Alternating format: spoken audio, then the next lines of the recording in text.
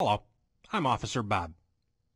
Today we're inside the local police department's Situation Room, which is kind of like the nerve center for police activity. Now it's here that we fight crime with the latest technologies. Video surveillance, audio surveillance.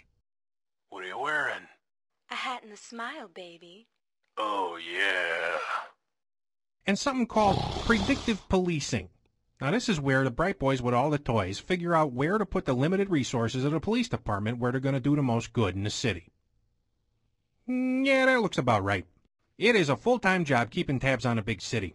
And while we're always doing our best to keep some of the streets safe with all of this fancy gear, you always got to stay on top of the problem.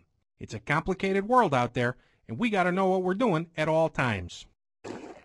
Now, if a CEO of a big pill maker happens to screw up and kill a bunch of his customers, we call that liability risk. But when a guy is selling weed on the corner, then he is the enemy in the war on drugs. When a stockbroker uses inside information to make a bundle for himself and screw the rest of the stockholders, A little birdie told me about PDQ. we call that free market capitalism. But when a bookie takes a bet on a Bears game, we call that a felony in progress. See, the thing of it is, you can't crack a corporation on the head and haul it in to face charges.